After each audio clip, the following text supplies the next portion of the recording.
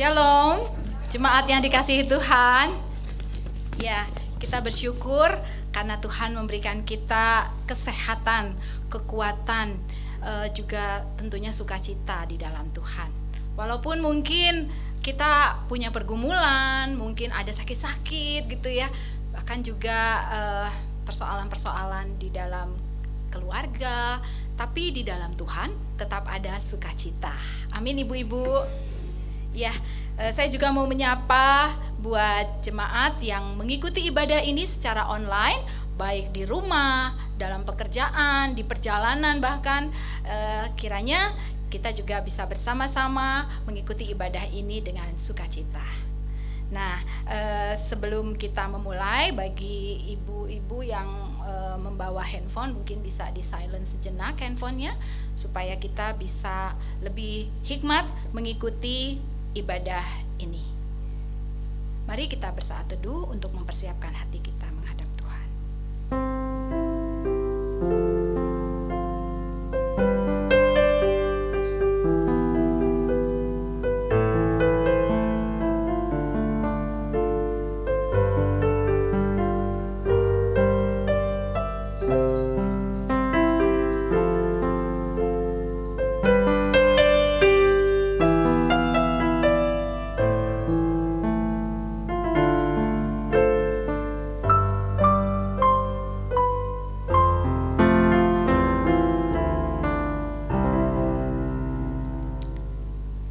Ibu-ibu yang terkasih, kita akan bersama-sama memasuki hadirat Tuhan dengan hati bersyukur dan dengan pujian.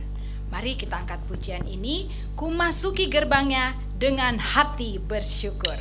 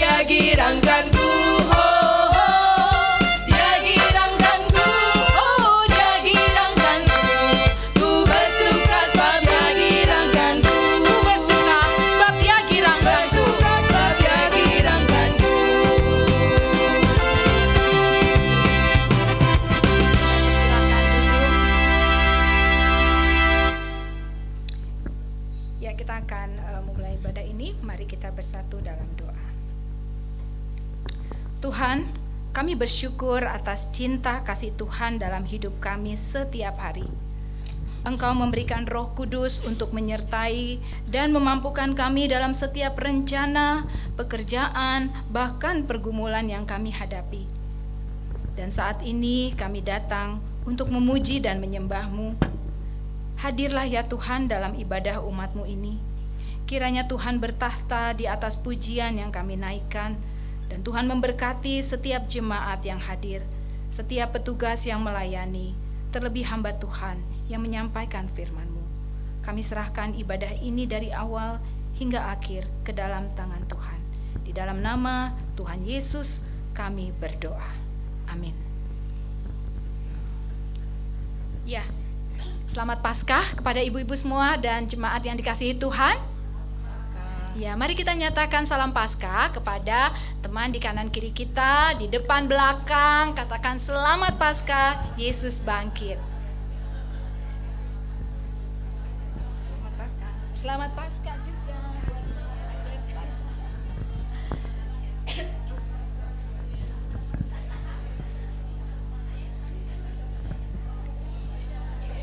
Boleh yang baru datang boleh mengisi kursi di depan juga, ibu-ibu. Yang baru datang boleh, karena di depan masih banyak kosong.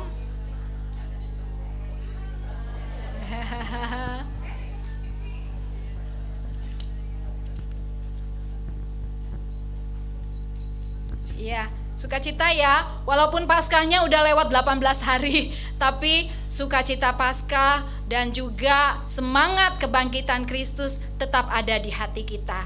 Mari kita juga mau menyatakan Kristus yang bangkit itu dengan puji-pujian. Kristus bangkit, soraklah. Kita angkat pujian dari Kidung Jemaat 188, Kristus bangkit, soraklah.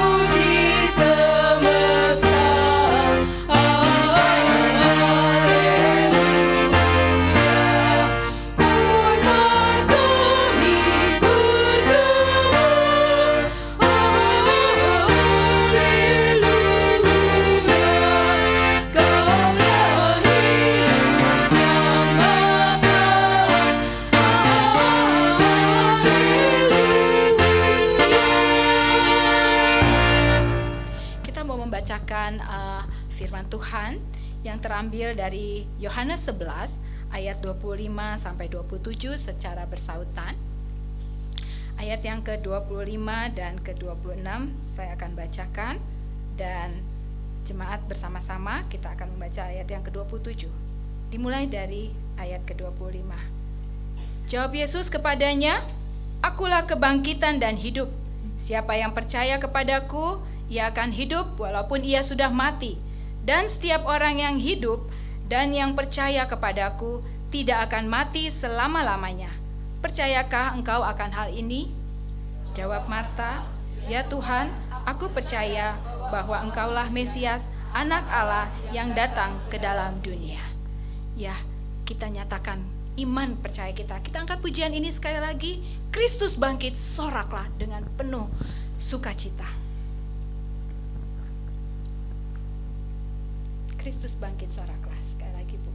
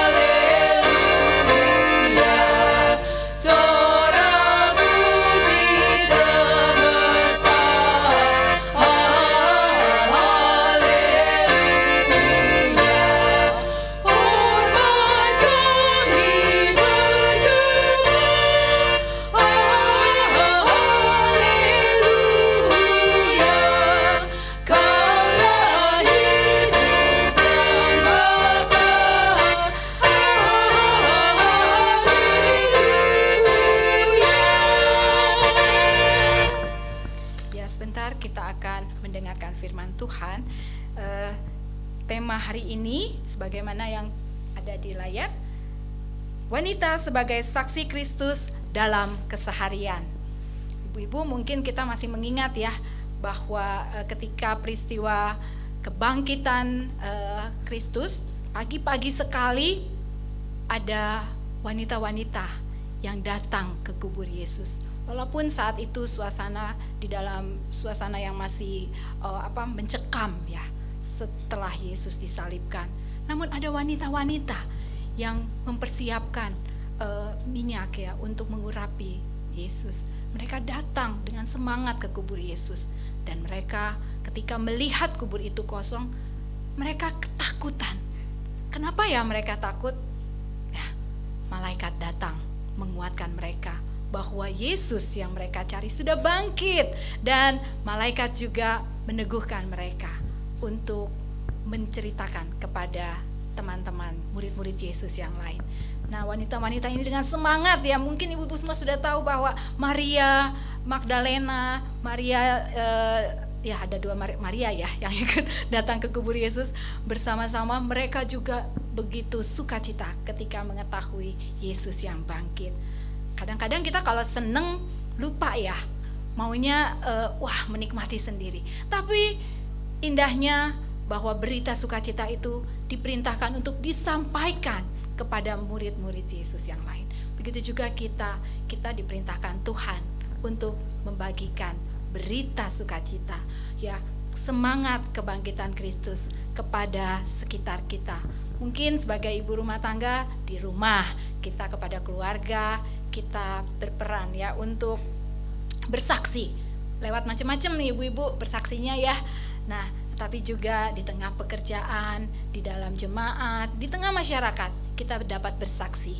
Itulah yang Tuhan perintahkan, dan nanti kita mendengarkan penjelasannya lebih jelas lagi oleh Bapak Pendeta berdasarkan firman Tuhan. Untuk itu mari kita siapkan hati untuk mendengarkan firman-Nya. Kita angkat pujian Waktu Fajar di Taman Sepi.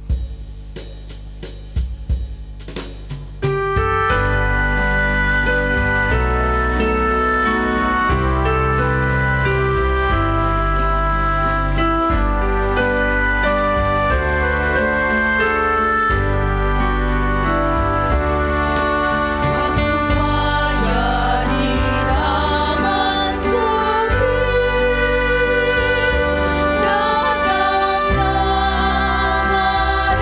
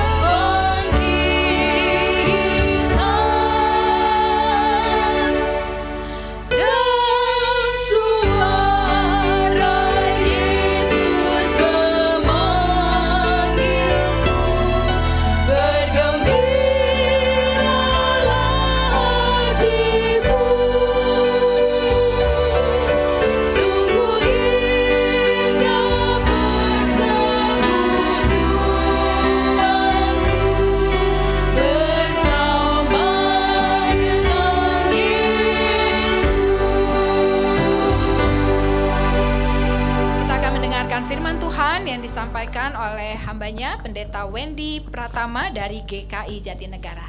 Silakan.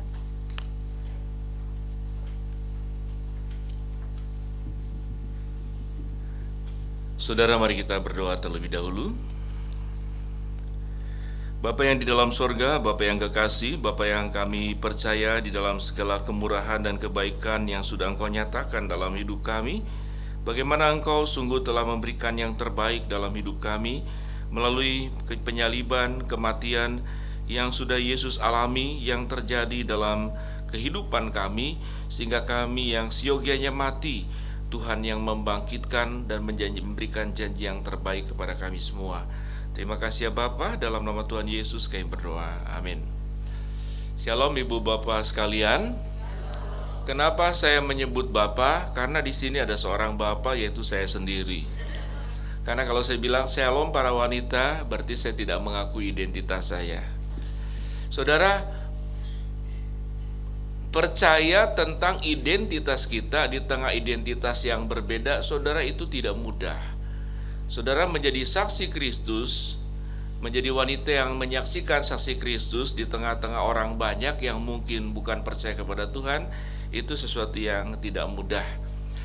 Saudara, sebelumnya perkenalkan, saya Pendeta Wendy Pratama. Saya gembala di GKI Jatinegara menjelang 3 tahun. Sebelumnya saya 20 tahun di GKI Anugerah Bandung. Dan sebelumnya lagi saya 12 tahun di Palembang, di Gereja Baptis. Saya adalah seorang suami dari 1 istri, seorang ayah dari 3 anak, seorang mertua dari 2 mantu, seorang kakek dari 2 cucu. Ya, asik. Saudara, kita akan belajar hari ini tentang wanita sebagai saksi dalam keseharian. Ini tema menarik sekali. Kenapa menarik? Mari kita ikuti. Kita akan lihat saudara dari Lukas pasal 24 ayat yang pertama sampai dengan ayat yang ke-12. Lukas 24 ayat yang pertama sampai dengan ayat ke-12, demikian bunyi firman Tuhan.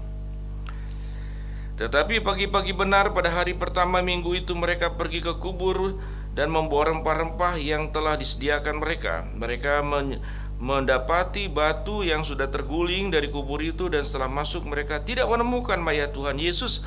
Sementara mereka berdiri termangu-mangu karena hal itu, tiba-tiba ada 2 orang berdiri dekat mereka memakai pakaian berkilau-kilauan.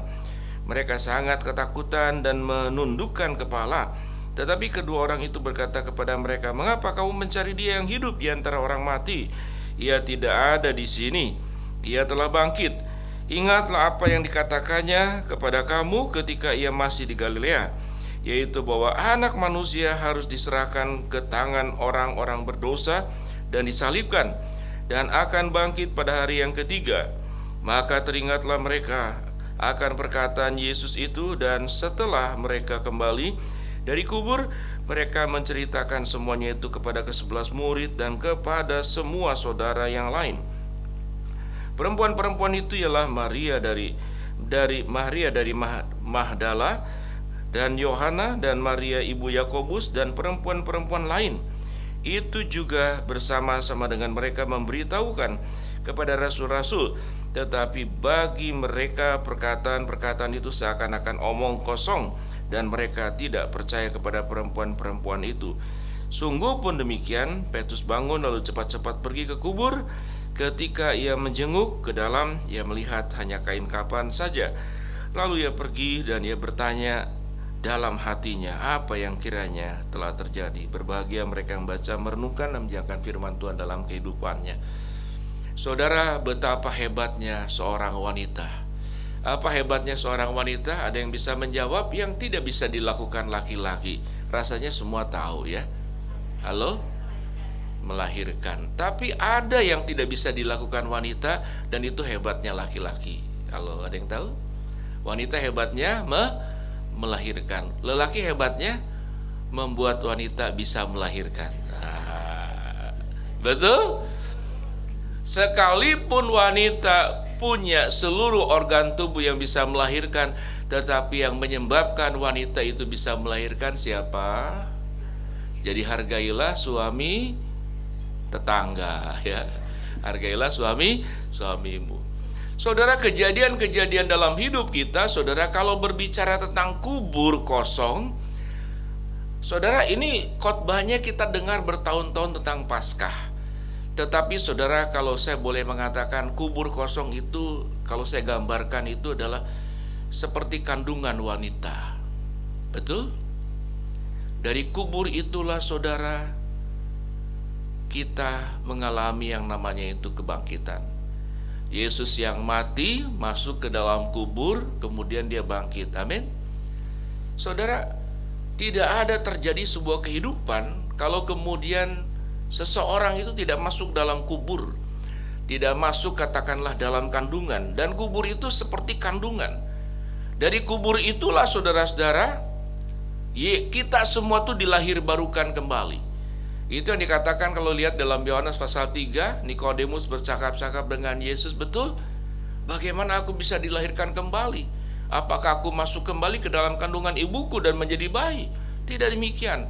Apa yang dilahirkan dari daging adalah daging, tapi apa yang dilahirkan dari roh adalah roh. Jadi makna kubur itu adalah sedemikian dalam.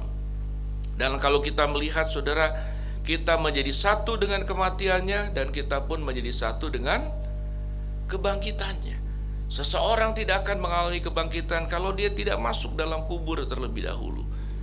Lalu apa yang perlu dikuburkan dalam setiap kehidupan kita? Saudara, setiap kita masing-masing punya catatan-catatan keburukan. Ya, setiap kita masing-masing saudara punya pekerjaan-pekerjaan rumah yang belum selesai. Jadi para wanita, siapa para wanita di sini? Jumlahnya tidak jelas. Yang dicatat itu adalah Maria Magdalena, Maria ibu Yakobus.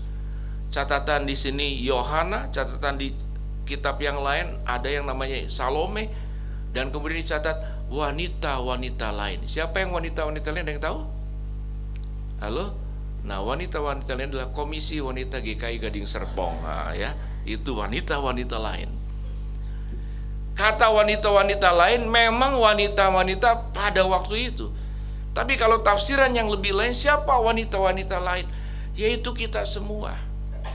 Wanita-wanita lain yang bersama dengan Maria Magdalena, bersama dengan Maria Yakobus, bersama dengan Salome, bersama dengan Yohana, dan wanita lain. Dan cukup menarik saudara kata wanita sebagai saksi.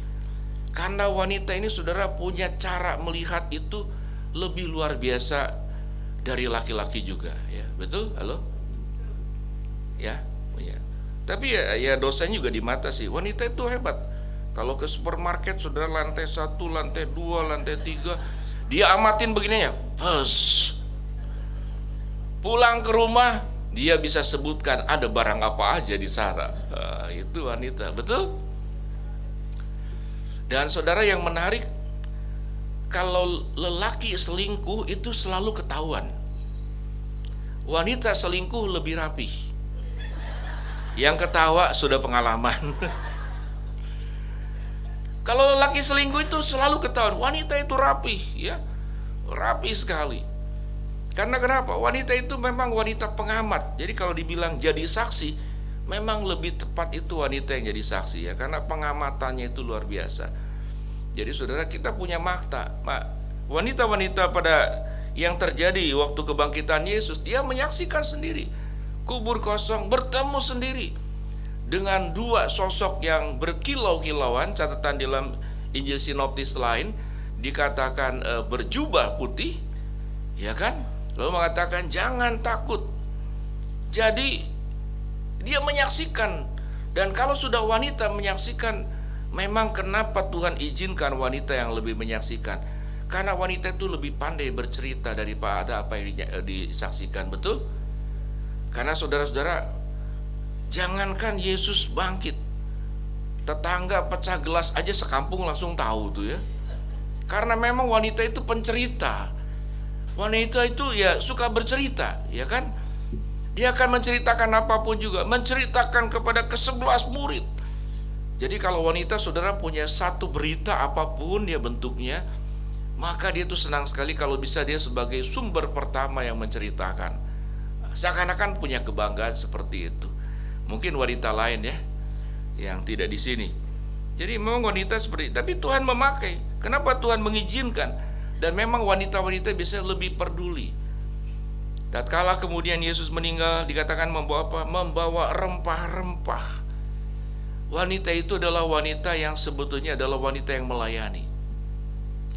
Dan wanita kalau sudah melayani, saudara, tuntas. Sebelum, pas pelayanan, sampai selesainya. Itu wanita. Jadi kalau bicara tentang wanita, saudara, kita lihat di sini Tuhan memberikan penghargaan yang sangat luar biasa. Dan penghargaan yang tertinggi dari Tuhan kepada para wanita. Wanita itu sebagai pihak yang penolong dan laki-laki sebagai yang ditolong. Mana yang lebih hebat? Yang ditolong atau penolong? Halo? Penolong. Jadi yang hebat adalah wanita. Salam hormat para wanita sedunia. Saudara-saudara, lalu bagaimana kita menjadi saksi? Tetapi saudara, setelah keberdosaan, sekalipun natur wanita itu agung, mulia, dan punya banyak kelebihan, tapi kita juga terhimpit kepada keberdosaan. Keberdosaan apa yang saudara-saudara yang dilakukan oleh wanita pertama yang ada dalam dunia ini? Halo? Kenapa? Iya, apa dosa pertamanya? Dosa pertamanya, wanita itu kadang lebih suka, lebih percaya yang di luar daripada yang di dalam. Itu dosa wanita. Masih bingung? Kita tutup dalam doa. Dia tidak diskusi dulu. Jadi dia percaya kepada siapa? Pihak luar. Pihak luar itu ular. Betul? Dia pihak luar. Ngobrol sama pihak luar. Makanlah buah pengetahuan baik dan jahat ini. Kalau kamu makan, maka kamu akan menjadi seperti Tuhan. Kan si Yogianya kan bicara ke dalam. Siapa yang di dalam? Halo? Ya Adam, suaminya. Wanita itu lebih percaya kepada pihak luar daripada kepada yang dalam. Itu adalah salah satunya. Ya, kalau keluar nurut, kalau ke dalam itu apa? Melawan. Ya entah, ini belum dilakukan sebuah survei ya. Tetapi silakan ibu-ibu yang mengatakan dia atau tidak. Kita seringkali lebih percaya suara di luar daripada suara yang di dalam. Siapa yang di dalam? Yaitu suami anak kita. Kalau suami berbicara, anak berbicara, kita selalu katakan no. Ya kan? Selalu dibantah. Tetapi kalau suara di luar biasanya dituruti. Apa itu suara ular? Coba, sekarang ular ada di mana? Halo? Ya di mall, di Tokopedia. Ya itu. Nah, itu kan suaranya, betul nggak ya? Halo, terima kasih Bu pengakuan dosanya. Kan suara luar itu kan banyak, diskon lah, apalah, begitu kan? Ya itu suara luar. Taat kita, para wanita. Tapi kalau suami ngomong tidak taat, apalagi anak. Wah, ya. Kalau anak bicara nasihatin mamanya, oh tidak ada. Nggak ada kamusnya mama dengerin nasihat anak, apalagi pembantu. Tetapi kalau lelaki biasanya, ya kan ya, dia itu dengar suara di dalam. Percayalah, saya bukan membela laki-laki ya. Dengar suara di dalam.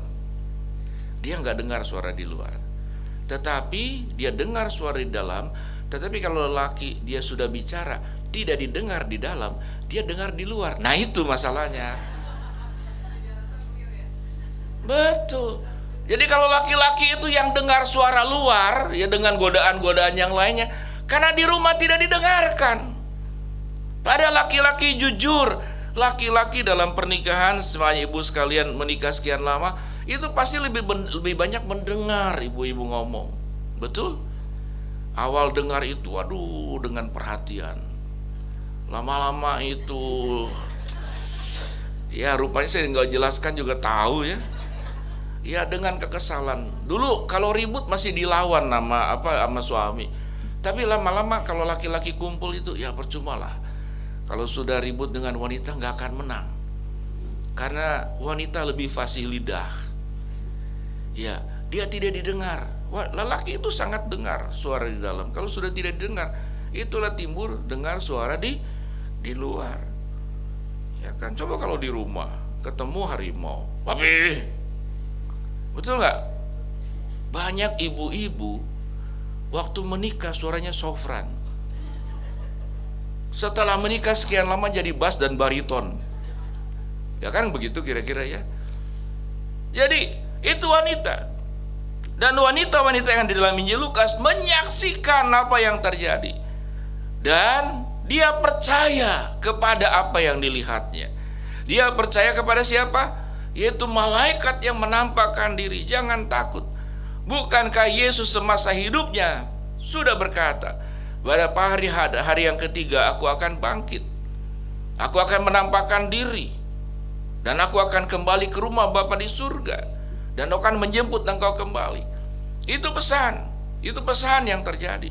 Jadi wanita di tengah keluar biasaannya, tetapi wanita juga di tengah pergumulannya, yaitu apa? Terbiasa suka salah mendengar dan salah menolak. Dia seharusnya itu benar mendengar apa yang ada di keluarganya, tentu mendengar suara Tuhan, dan berani menolak apa yang harus ditolak. Saya suka kirim saudara-saudara itu quotes ya, karena saya buat sebuah renungan namanya Sahabat Seperjalanan. Itu dari mulai semenjak COVID. Karena COVID saya orang yang cukup hiperaktif, saya pelayan anak juga, pembicara anak paling utamanya. Jadi tiba-tiba diam di sana. Lalu saya punya anak asuh banyak ya, 30, tapi sebagian sudah bekerja, ada yang sudah mau selesai kuliah, ada yang sudah nikah, bahkan sudah punya anak begitu ya. Sekarang tinggal sebagian yang saya asuh. Mungkin kalau Tuhan berkati, saya tetap akan menambah anak-anak asuh saya. Jadi anak asuh saya bilang, Pak Wendy buat YouTube katanya. Wah, YouTube gimana caranya? Nah, di sanalah kita mulai melek namanya teknologi. Sehingga saya buat konten YouTube namanya Sahabat Seperjalanan. Jadi ibu-ibu kalau ingin cari, ketik aja Sahabat Seperjalanan Pendeta Wendy Pratama Go. Nah, itu keluar. Tetapi konten YouTube saya sekitar sebulan yang lalu saya kejamretan. Jadi seluruh isi hilang yang ada di itu ya KTP, SIM 2, STNK, uang sekian juta, kemudian juga 2 handphone. Dan handphone itu saudara setelah nomornya saya ambil kembali, handphonenya nggak bisa kembali. Kemudian tapi saya lupa pinnya. Jadi konten YouTube-nya saya nggak bisa akses lagi, sehingga saya buat lagi konten YouTube yang baru. Nah, itu di Sahabat Seperjalanan yang saya lakukan. Nah, itu adalah bagian sebetulnya daripada sebuah perenungan saya. Kalau di COVID itu adalah masa-masa saya masuk ke dalam kubur. Karena semua orang waktu COVID terasa berada di dalam kubur. Betul? Kemana-mana nggak bisa, kemana-mana takut. Nah, siogianya setelah COVID itu selesai, maka kita akan mengalami yang namanya proses kebangkitan. Jadi ada hal-hal tertentu dalam hidup ini saudara, kita butuh perenungan untuk memperbaiki diri, sehingga kita menjadi saksi yang baik dan saksi yang benar, bukan menjadi saksi dan pemberi berita, pembawa kabar yang kemudian menjadi ibu-ibu yang kemudian menceritakan hal-hal yang tidak penting ke kiri dan ke kanan, bahkan kemudian menjadi persoalan. Kita cerita masalah rumah tangga ke teman dekat kita. Teman dekat saya udah bilang, jangan cerita lagi ke yang lainnya. Lalu teman dekatnya itu sama-sama ibu cerita ke mamahnya. Ternyata mamahnya sahabat dekat mamahnya kita. Lalu mamahnya dia dengan mamahnya kita cerita. Halo, kira-kira bagaimana? Jadi wanita itu adalah wanita yang suka bercerita. Tetapi kalau waktu kita bercerita dan menjadi saksi apa yang terjadi, jangan berbicara tentang saksi keburukan, ya lihat keburukan orang lain kita menjadi saksi, keburukan suami menjadi saksi diceritain kemana-mana, keburukan mertua, ya kan? Memang sulit saudara-saudara, mertua perempuan dengan mantu perempuan, itu rukun, itu adalah pemandangan yang jarang terlihat. Betul? Halo? Ini diam itu iya atau enggak? Susah. Nah, di dalam konteks ini mari kita belajar bagaimana kita menjadi wanita saksi di dalam keseharian, menjadi saksi yang benar. menceritakan tentang kebaikan Allah, menceritakan tentang Yesus yang sudah mati dan bangkit. Tetapi cerita tidak cukup hanya di mulut. Karena saudara menjadi saksi itu tidak hanya bicara dengan mulut kita, tapi kehidupan kita pun harus menjadi kehidupan yang mengalami proses yang sama seperti yang dialami oleh Tuhan Yesus. Yesus mati, kemudian dia bangkit. Dia mengosongkan dirinya. Amin. Dia pribadi yang sangat berharga, sangat agung, sangat mulia, mengosongkan dirinya agar dia memberikan yang indah dan terbaik dalam hidup kita. Amin. Nah, saya berikan contoh saudara-saudara. Saudara tahu ini apa? Ini kertas ya. Ini kertas, dibalik juga kertas. Kalau kertas ini saya jatuhkan ke bawah, nggak ada yang ngambil. Betul? Karena ini kosong, nggak ada harganya. Tetapi di balik kertas ini sebetulnya ini gambaran daripada Kristus yang mau mengosongkan dirinya seperti kertas ini. Kristus datang ke dalam dunia yang adalah Allah, punya segala-galanya. Dia seperti kertas yang nggak berharga. Dia mau jatuh, datang ke dalam dunia dalam rangka apa? Memberikan yang berharga, yang terbaik buat hidup kita. Amin. Tetapi kalau kertas ini sudah jadi yang berharga, saya jatuhkan, kira-kira ada yang mungut atau enggak? Ada. Ya, kita lihat ya. Saya akan ubah jadi yang berharga. Ya, cek dulu, tutup gini, sekali, wah langsung difoto. 2 kali, 3 kali. Ya, kita putar. Dia jadi yang berharga. Wah. Kalau saya buang ke bawah ada yang mungut enggak?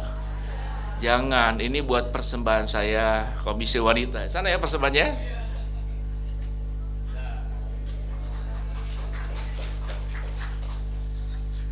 Saudara, itu gambaran sederhana tentang bagaimana hidup kita itu tidak boleh hanya seperti secari kertas yang kosong, tetapi menjadi seperti Kristus yang mulia, yang berharga. Dia udah tidak ada lagi harga artinya di hadapan Tuhan. Nah, seseorang yang namanya mau bayar harga, mau mengosongkan dirinya, dia siap jadi kertas yang kosong, jatuh, diinjak-injak. Itu yang dialami oleh Tuhan Yesus. Betul? Allah yang tidak terjamah menjadi Allah yang bisa dijamah. Siapa yang bisa meludahi Tuhan? Tuhan mana yang pernah diludahi? Hanya Yesus. Bagaimana satu pribadi Allah yang maha tinggi, kepalanya bisa dipukul oleh buluh. Tangan Allah yang menciptakan alam semesta ini, tangan yang sama kemudian disalibkan oleh manusia, dipakukan, berdarah-darah, oleh bilur-bilurnya kita menjadi sembuh. Apa arti bilur? Bilur itu adalah bekas cambukan. Jadi dia bekas cambukan, itu bilur-bilurnya. Jadi oleh bilur-bilurnya menjadi sembuh. Ini ayat yang luar biasa. Bagaimana mungkin oleh bilur-bilurnya menjadi sembuh? Artinya apa? Yesus menjadi terluka supaya kita sembuh. Yesus mengalami kematian supaya kita mengalami kebangkitan. Yesus mengalami penghinaan supaya kita dimuliakan. Yesus menjadi miskin dan tertindas supaya kita diangkat dan diperkaya. Itulah nilai-nilai yang diberikan oleh Kristus. Semangat ini siogianya menjadi milik buat ibu-ibu sekalian. Ya, ibu-ibu sekalian, agar kita punya semangat yang sama. Bagaimana kita tidak hanya mengalami kebangkitan Kristus, tapi kita pun juga mengalami yang namanya proses kematian bersama dengan Kristus. Apa yang dimatikan? Yang tadi ya. Adakah sifat-sifat buruk yang bikin kesel orang lain? Ya, coba pulang ke rumah, tanya kepada orang terdekatmu. Hari ini setelah ikut persekutuan wanita, mendengarkan Pendeta Wendy Pratama khotbah, saya diminta di dalam khotbah itu dengan gerakan Roh Kudus mau bertanya, silakan kamu sampaikan apa kekurangan saya yang paling utama dalam keluarga ini. Waduh. Ya, suami tidak percaya. Hah? Kamu salah makan obat? Langsung gak dipercaya ya. Karena tidak pernah melakukan itu. Tiba-tiba minta dikoreksi, apa kekurangan saya? Pernahkah kita bertanya kepada anak, apa kekurangan mama? Kalau kita hanya berpikir tentang apa yang kita sudah lakukan yang terbaik, apa yang kurang? Kan seringkali begitu kalau wanita. Apa yang kurang lagi?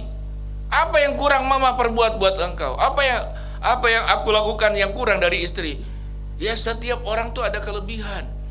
Tetapi di dalam relasi seringkali saudara, waktu berbicara dengan orang lain, kita berbicara dari dasar apa yang kelebihan yang saya punya. Tapi waktu kita berelasi dengan berbicara apa kelebihan yang saya punya, yang harus saya ceritakan, maka pada titik itu kita tidak pernah akan belajar menjadi lebih baik. Sekalipun kita memang banyak kebaikannya, karena tidak ada orang yang buruk.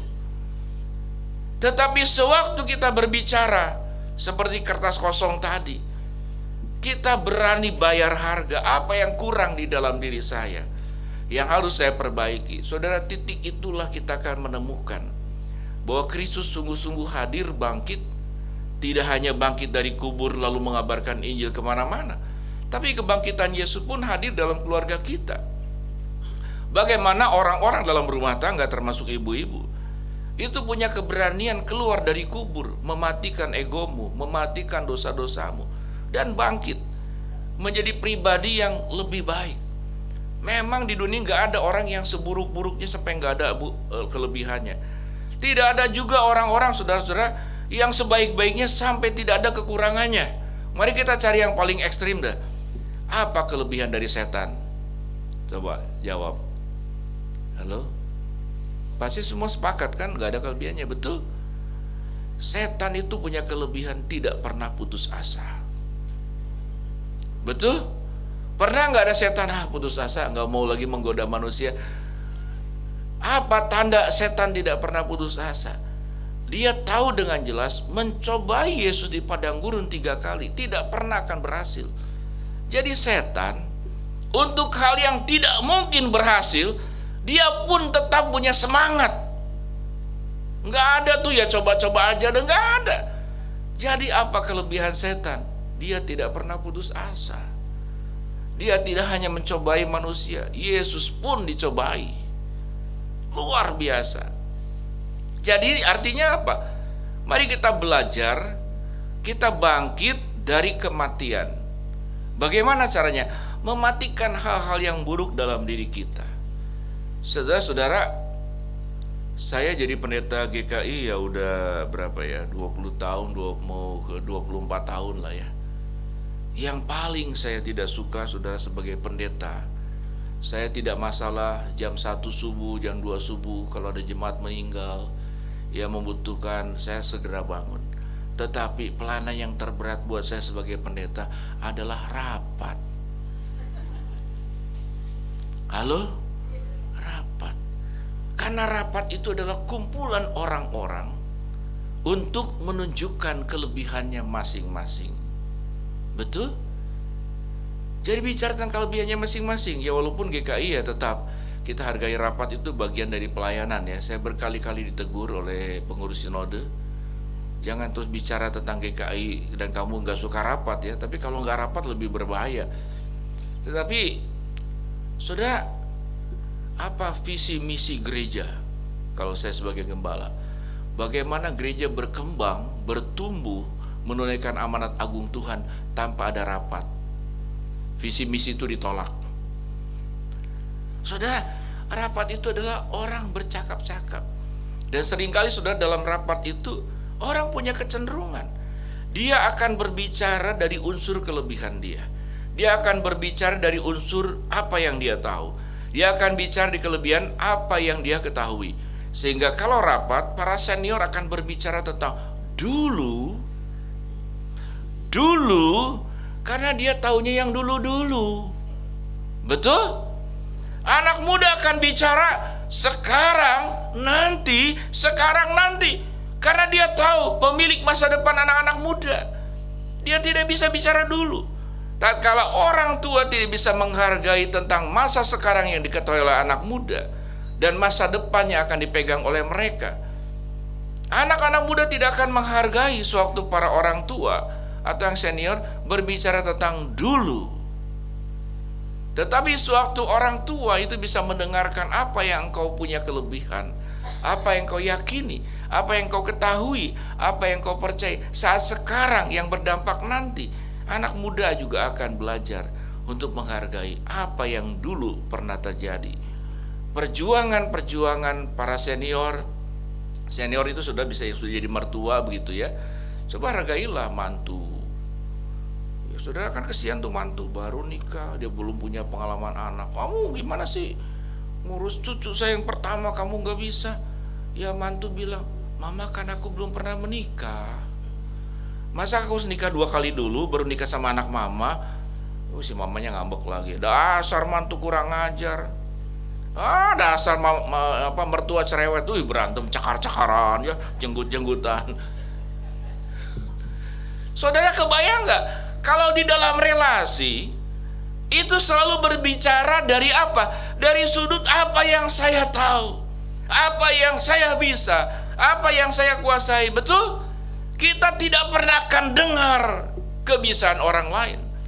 Tetapi suatu kita berkomunikasi dengan orang lain siapapun, itu berbicara dari apa yang saya tidak bisa, apa yang saya tidak tahu, apa yang saya tidak kuasai. Kita akan mendengarkan orang lain. Sehingga sudah berbicara tentang menyaksikan wanita ini, bagaimana Yesus tidak ada di dalam kubur itu, hanya ada kain kafan. Itu Petrus melihatnya. Batu yang besar itu terguling. Itu tidak hanya berbicara semata-mata itu karya Kristus sudah selesai, karya Kristus sudah sempurna, kebangkitan Kristus sudah sempurna, kematian Yesus sudah berlalu. Tetapi Paskah, Jumat Agung itu harus terjadi setiap hari dalam kehidupan setiap ibu-ibu sekalian. Amin. Ada tiap hari yang harus dikuburkan, ada tiap hari yang harus dibangkitkan. Apa yang dikuburkan? Kebiasaan-kebiasaan buruk kita. Kita mungkin tidak melakukan hal yang buruk seperti dalam 10 hukum, ya, tidak membunuh, tidak mencuri, tidak bersaksi dusta. Kita juga tidak melupakan Tuhan, kita menghormati. Tetapi saudara, kebiasaan-kebiasaan yang dikatakan tadi ya, ada hal-hal dalam diri kita yang kita tidak pernah mau kuburkan, khususnya di dalam relasi. Saudara, seluruh dosa, kalau saya boleh katakan, seluruh dosa-dosa besar itu bersumber karena dari relasi yang buruk. Kalau kita relasinya baik ya, antara suami istri, anak orang tua, gak ada anak-anak jatuh ke narkoba, gak ada anak-anak ingin cepat-cepat keluar rumah sehingga salah jodoh. Yang penting saya dapat pacar, segera menikah supaya saya keluar rumah. Apa? Karena relasi yang paling intim, yaitu lembaga pernikahan yang dibangun oleh Tuhan, kita tidak jaga baik-baik. Karena kita lebih percaya suara di luar daripada suara di dalam. Di dalam saling berteriak, di dalam saling bicara, tapi mereka tidak mau saling mendengarkan. Maka orang-orang dalam rumah, dia akan dengar suara yang lain. Kalau saudara di dalam keluarga tidak ada saling menghargai, orang akan jatuh sehebat-hebatnya iman seorang suami. Kalau di luar itu dihargai, aduh papi lagi ya. Pertama sih ngomong tuan, atau lama-lama kan jatuh saudara-saudara. Saya mengenal saudara satu keluarga, istrinya ini cantik luar biasa, cantik. Saya yakin, waduh, kalau boleh milih tuh banyak suami tuh bisa punya istri kayak dia gitu ya, cantik sekali, cantik. Saya pun melihat, oh Tuhan jauhkanlah saya dari cobaan ya. Ya laki-laki sudah lemah kalau lihat wanita cantik. Tetapi sudah yang menarik, dia jatuh selingkuh dengan wanita yang jauh sederhana.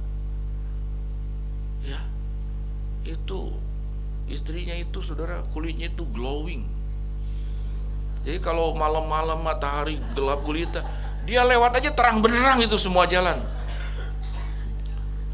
Tetapi suaminya jatuh ke wanita lain yang sederhana, ya jangan jelek-jelek banget lah, jangan gitu juga lah, ya sederhana lah, jauh lah. Tetapi wanita ini yang melayani, mendengarkan dia, ya kan saudara. Artinya apa?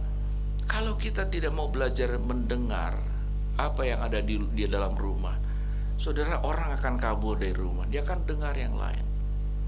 Kalau kita tidak memeluk suami kita, anak kita, tidak menghargai anak-anak kita, keluarga kita, suami anak-anak kita akan jatuh sewaktu ada orang lain kemudian memberikan sentuhan kehangatan, sentuhan penerimaan. Dengan demikian, karena dari awal saya tadi khotbah, wanita itu lebih hebat dari laki-laki. Sehingga ada orang mengatakan, kalau rumah tangga itu bermasalah, siapa yang paling bertanggung jawab? Secara struktur laki-laki pimpinan, tapi kalau secara potensi wanita. Setuju? Tidak setuju. Wah, pada lemparin saya, wah saya kabur ya.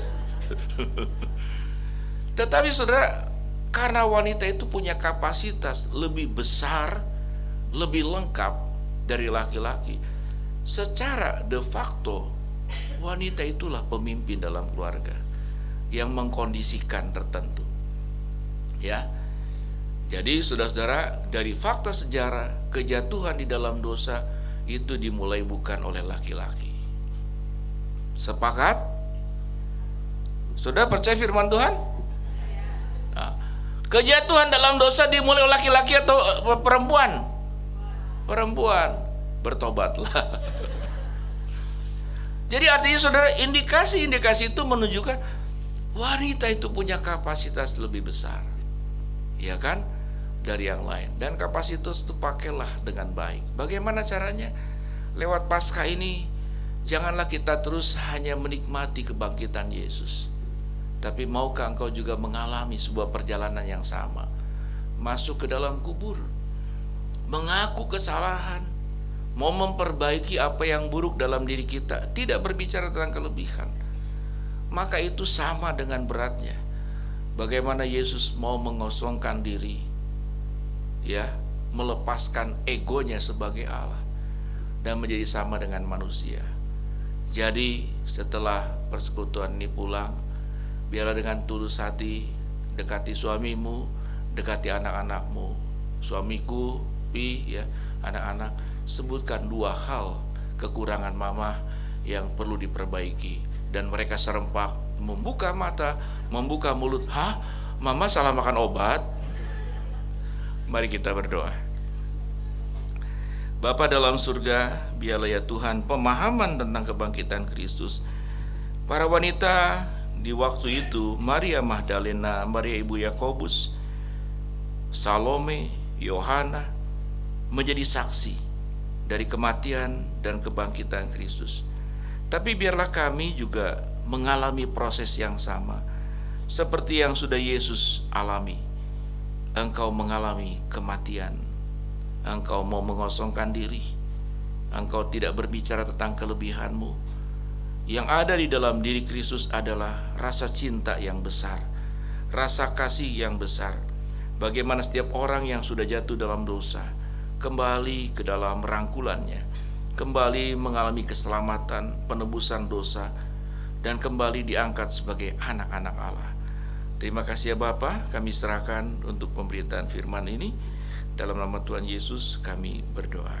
Amin. Shalom ibu-ibu sekalian, Tuhan memberkati. Saya doakan semuanya akan terus mengalami progres yang lebih baik setiap mengikuti persekutuan wanita, sehingga orang di rumah itu, wah mama ya, atau mama mertua semenjak ikut persekutuan wanita hidupnya makin berubah, ya, hidupnya semakin baik.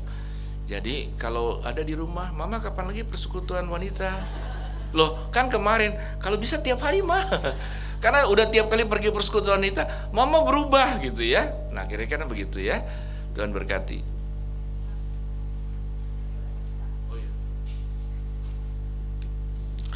Mari saudara kita masuk dalam doa syafaat.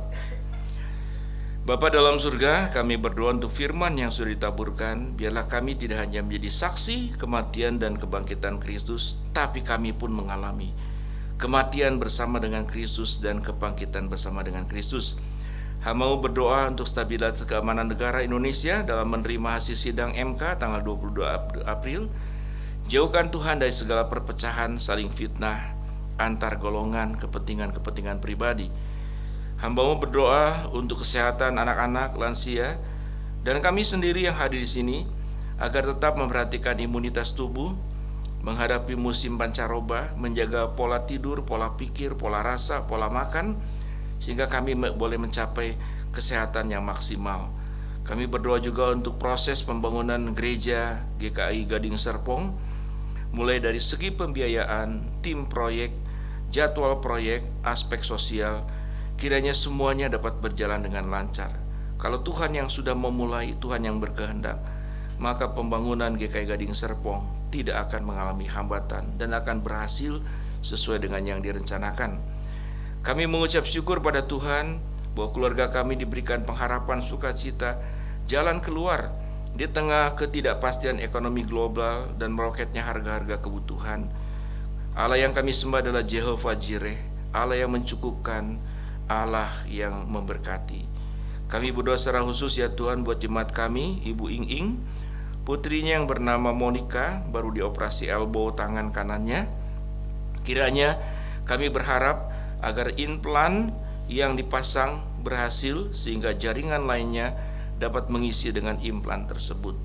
Kami serahkan juga seluruh doa yang tidak terucap, yang tidak hamba-Mu ketahui, tapi Tuhan yang memahami dan mengetahuinya. Tuhan yang akan mengabulkan, Tuhan yang akan menolong, Tuhan yang akan memberkati, dan Tuhan yang akan memberikan segala kebutuhan yang kami perlukan. Di dalam nama Tuhan Yesus kami berdoa, amin.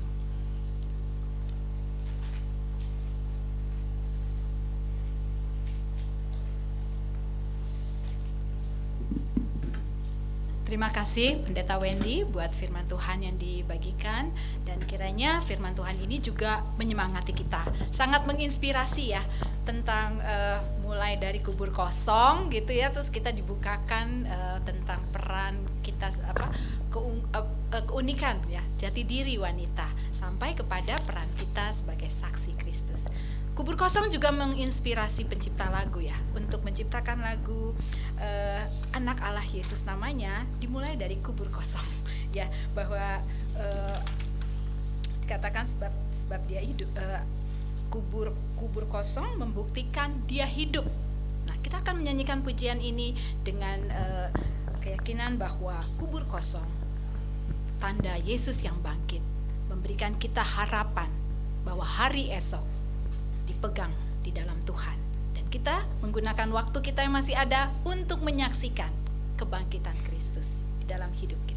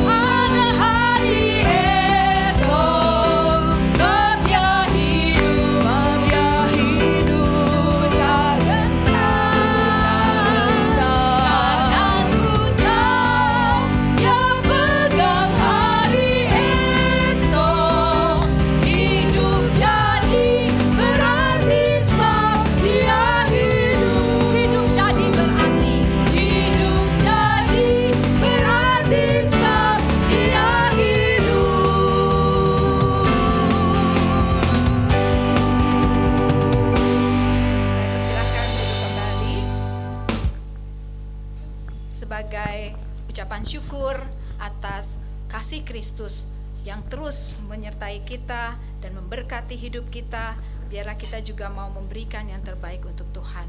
Kita memberikan persembahan dan juga memberikan hidup kita sebagai pelayannya, sebagai saksinya. Kita akan memberikan persembahan, dan persembahan ini didasari dari firman Tuhan dalam Roma 12 ayat 1. Karena itu saudara-saudara, oleh kemurahan Allah aku menasihatkan kamu supaya kamu mempersembahkan tubuhmu sebagai persembahan yang hidup, yang kudus, dan yang berkenan kepada Allah. Itulah ibadahmu yang sejati. Kita akan memberikan persembahan dengan mengangkat pujian Betapa Hatiku.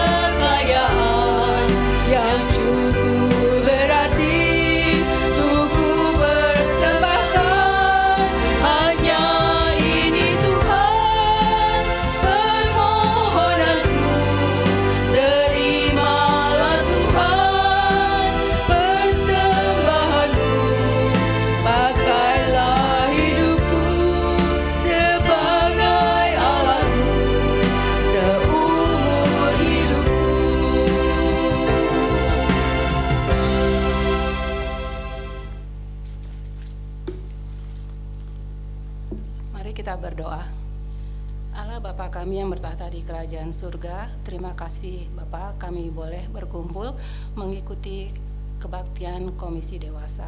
Kami percaya ini semua anugerah dari Bapak bagi kami. Kiranya apa yang telah kami dengar boleh kami terapkan dalam kehidupan kami sehari-hari dengan pertolongan Roh Kudus dari surga. Terima kasih juga Tuhan untuk persembahan yang boleh kami kumpulkan. Semua berasal dari Bapak saja, mohon Bapak saja yang memberkati. Dalam nama Tuhan Yesus, Juru Selamat penebus dosa kami telah berdoa dan mengucap syukur. Amin. Amin.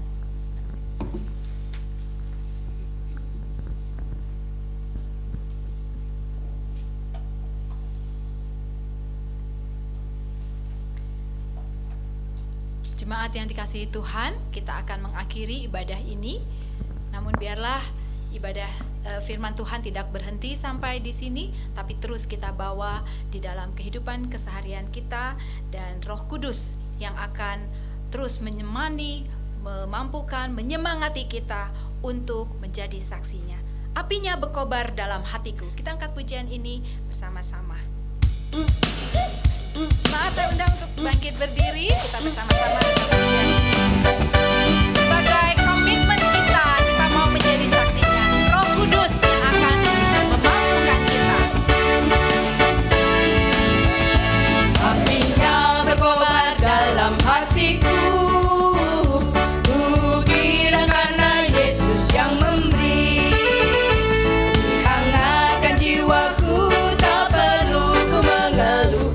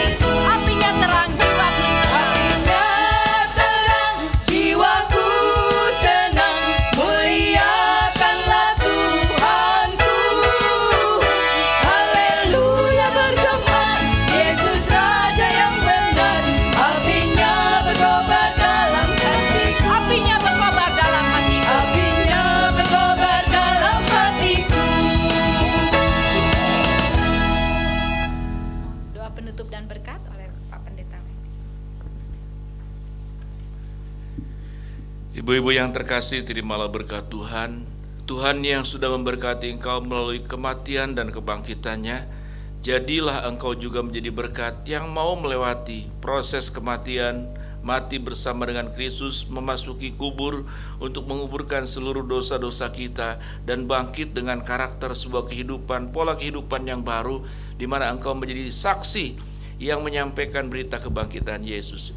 Terberkati engkau di dalam Allah Bapa, Anak, dan Roh Kudus, segala kasih karunia, kemurahan, damai sejahtera, kecukupan, berkat, kesehatan, kelancaran, kelimpahan Tuhan nyatakan kepada engkau dari sekarang sampai selama-lamanya. Amin.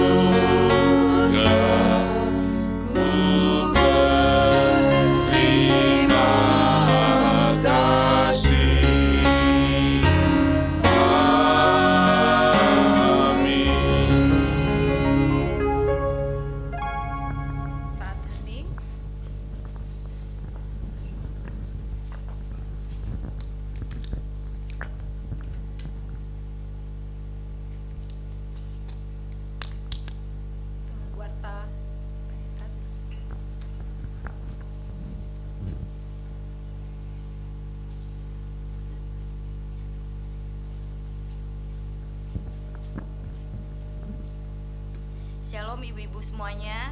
Halo. Terima kasih untuk ibu-ibu yang sudah hadir di siang hari ini. Terima kasih kepada Pak Wendy Pratama yang sudah memberikan firman Tuhan. Kiranya Tuhan Yesus memberkati Bapak. Terima kasih untuk sulapnya, Pak. Kita sangat terhibur. Salam untuk ibu-ibu di GKI Jatinegara.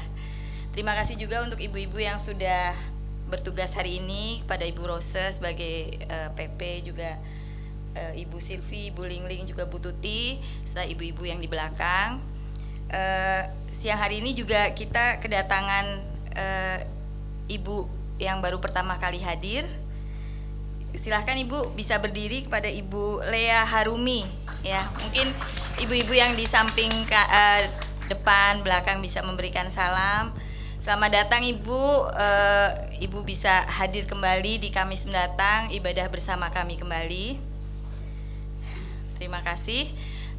Kemudian untuk warta pada hari ini, untuk persekutuan di Kamis tanggal 25 April yang akan dibawakan oleh Pendeta Erma dengan tema berbuah dalam karya. Untuk warta yang kedua, pembekalan mentor sesi 16 kerendahan hati yang akan dibawakan oleh Pendeta Devina di hari Jumat tanggal 26 April. Next, untuk seminar pasutri, ya, ibu-ibu bisa baca sendiri di hari Sabtu tanggal 18 Mei jam 10. Dan untuk yang berulang, yang ditunggu-tunggu ya ibu-ibu ya, yang berulang tahun di minggu ini ada 8 orang, dan yang hadir di sini bersama kita ada 3 orang. Kami mohon untuk bisa berdiri, kepada Ibu Vera, Ibu Silvi, juga Ibu satu lagi siapa ya tadi ya? Ibu Sherly, silahkan maju ke depan Ibu. Dan kepada Penatua Nani untuk bisa mendoakan, ada, silahkan maju dulu Ibu. Seperti biasa kita bagaikan untuk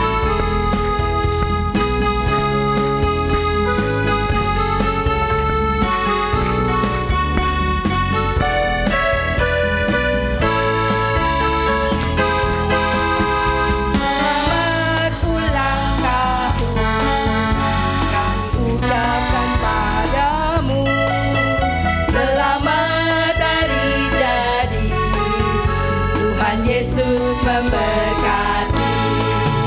Kami selalu berdoa agar kau tetap setia pada Yesus Kristus, Tuhan dan Raja kita. Kami mengucap syukur, Tuhan telah mimpin langkahmu. Padamu sahabat, selamat ulang tahun. Sekali lagi ya, kita nyanyikan. Selamat ulang tahun kami ucapkan padamu. Selamat hari jadi, Tuhan Yesus memberkati. Kami selalu berdoa agar kau tetap setia pada Yesus Kristus, Tuhan dan Raja kita. Kami mengucap syukur, Tuhan telah mimpin langkahmu. Padamu sahabat, selamat ulang tahun. Padamu sahabat, selamat ulang tahun. Mari ibu-ibu kita bersukacita bersama dengan saudara-saudari yang berulang tahun, kita berdoa. Kami bersyukur padamu Tuhan, dan untuk setiap berkat 1 tahun bertambahnya usia mereka Tuhan. Kami bersyukur untuk Ibu Shirley, Ibu Vera, dan Ibu Sylvia. Di dalam perjalanan kehidupannya Tuhan sudah memimpin dan menyertai. Kami mau serahkan ke depan ibu-ibu ini hanya ke dalam tangan pengasihan Tuhan, biar di dalam setiap kehidupannya tangan kasih Tuhan boleh memimpin dan menyertai, sehingga dalam setiap kehidupannya dia boleh berkarya, baik sebagai istri, sebagai ibu, sebagai teman, apapun yang Tuhan berikan untuk mereka dapat kerjakan dengan baik. Kami saat ini juga bersukacita bersama dengan ibu-ibu yang saat ini belum bisa hadir bersama dengan kami yang merayakan ulang tahunnya dalam beberapa hari yang lalu juga Tuhan. Untuk Ibu Meida, Ibu Kyokhwa, untuk Ibu Endang, Ibu Fani, dan Ibu Rais Pananggolang.